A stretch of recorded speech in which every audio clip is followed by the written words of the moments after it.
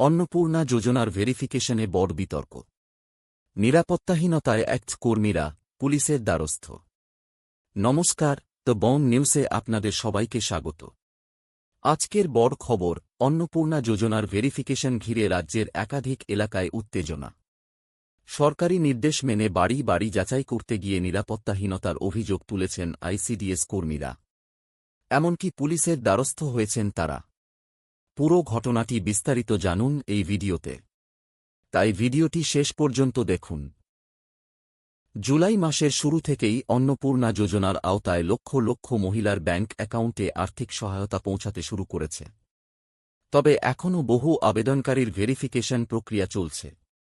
এই ভেরিফিকেশনের দায়িত্বে থাকা উত্তর ২৪ পরগনার গাইঘাটার আইসিডিএস কর্মীদের অভিযোগ, বাড়ি বাড়ি যাচাই করতে গিয়ে তারা মানসিক ও শারীরিক হেনস্থার শিকার হচ্ছেন।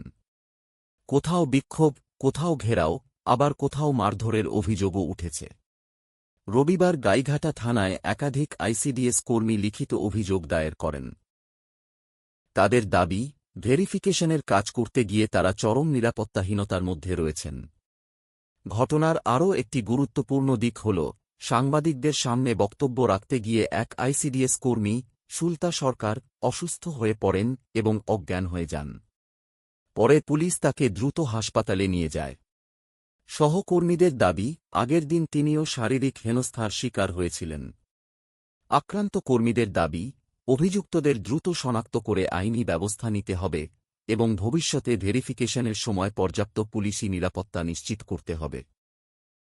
তাদের আরও হুঁশিয়ারি, যদি প্রশাসন দ্রুত পদক্ষেপ না নেয়, তাহলে আগামী মঙ্গলবার থেকে ফুলসরা গ্রাম পঞ্চায়েত এলাকায় অনির্দিষ্টকালের জন্য কর্মবিরতি পালন করবেন তারা। এদিকে সরকার জানিয়েছে, ১ জুলাই থেকেই ১,৯ লক্ষেরও বেশি মহিলার অ্যাকাউন্টে অন্নপূর্ণা যোজনার আর্থিক সহায়তা পাঠানো হয়েছে।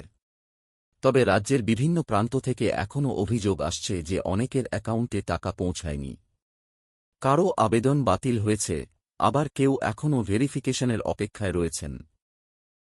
এই পরিস্থিতিতে ক্ষুব্ধ কিছু উপভোক্তা তাদের অসন্তোষ ভেরিফিকেশন করতে যাওয়া সরকারি কর্মীদের ওপর প্রকাশ করছেন বলে অভিযোগ উঠেছে।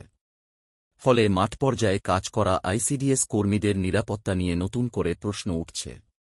এখন দেখার বিষয়, প্রশাসন কত দ্রুত এই সমস্যার সমাধান করে এবং ভেরিফিকেশন প্রক্রিয়া স্বাভাবিক রাখতে কী পদক্ষেপ নেয়।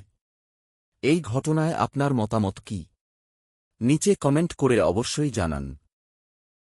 ভিডিওটি ভালো লাগলে লাইক করুন, বন্ধুদের সঙ্গে শেয়ার করুন এবং পশ্চিমবঙ্গের সর্বশেষ সরকারি প্রকল্প, চাকরি ও গুরুত্বপূর্ণ খবর সবার আগে পেতে দ্য বং নিউজ চ্যানেলটি সাবস্ক্রাইব করে বেল আইকনটি অন করে রাখুন। ধন্যবাদ।